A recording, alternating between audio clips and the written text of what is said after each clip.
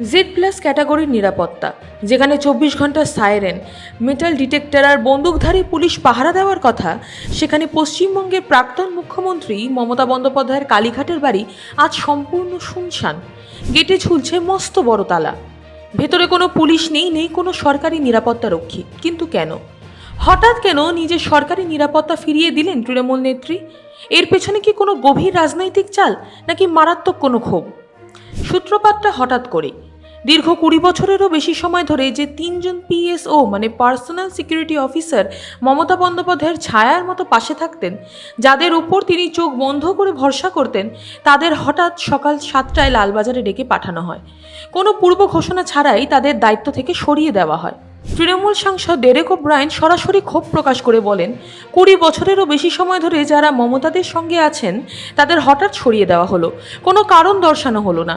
বদলে 3-4 জন সম্পূর্ণ অচেনা নতুন PSO পাঠানো হলো, যাদের আপনি চেনেন না, যাদের ওপর আপনার ভরসা নেই। আচমকা তাদের নিজের নিরাপত্তার দায়িত্ব দেবেন কিভাবে?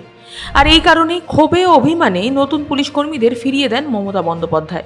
বর্তমানে কালীঘাটের এই হাই প্রোফাইল বাড়ির নিরাপত্তা সামলাচ্ছেন মাত্র 2 জন প্রাইভেট সিকিউরিটি গার্ড, যা দলের তরফ থেকে দেওয়া হয়েছে। সরকারি কোনো পুলিশ কর্মী সেখানে নেই। এমনকি বাড়ির সামনে লাগানো হয়েছে একটি নীল রঙের বড় বোর্ড। কিন্তু কেন এই নীল বোর্ড? রাজনৈতিক মহলে জোর গুঞ্জন, কিছুদিন আগেই অভিষেক বন্দ্যোপাধ্যায় ও কুণাল ঘোষের মতন হেভিওয়েট নেতাদের লক্ষ্য করে ডিম থেরাপি বা ডিম ছোড়ার ঘটনা ঘটেছিল।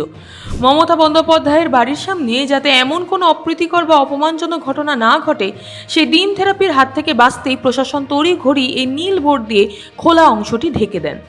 এখন প্রশ্ন হচ্ছে, একজন প্রাক্তন মুখ্যমন্ত্রী এবং রাজ্যের অন্যতম প্রভাবশালী নেত্রী দীর্ঘদিনের নিরাপত্তা কর্মীদের এভাবে আচমকা বদলে দেওয়ার উদ্দেশ্য কী ছিল?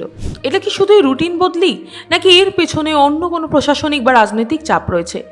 সরকারের তরফ থেকে বলা হয়েছিল প্রাক্তন মুখ্যমন্ত্রী হিসেবে তিনি Z+ ক্যাটাগরির নিরাপত্তাই পাবেন। কিন্তু যেভাবে তার দীর্ঘদিনের বিশ্বস্ত রক্ষীদের সরিয়ে নেওয়া হলো, তা একদিকে যেমন মমতার ব্যক্তিগত সুরক্ষাকে প্রশ্নের মুখে ফেলেছে, অন্যদিকে তৃণমূলের অন্দরেও তৈরি হয়েছে তীব্র ক্ষোভ। সম্পূর্ণ অচেনা নিরাপত্তা রক্ষীদের মাঝে নিজেকে সুরক্ষিত মনে না করায় বর্তমানে তিনি এক প্রকার নিরাপত্তাহীনভাবেই ঘরে রয়েছেন। বিশ্বস্ত মানুষদের সরিয়ে অচেনা পুলিশ পাঠানো, মমতা বন্দ্যোপাধ্যায়ের এই নিরাপত্তা বিতর্ক নিয়ে আপনার কী রায়?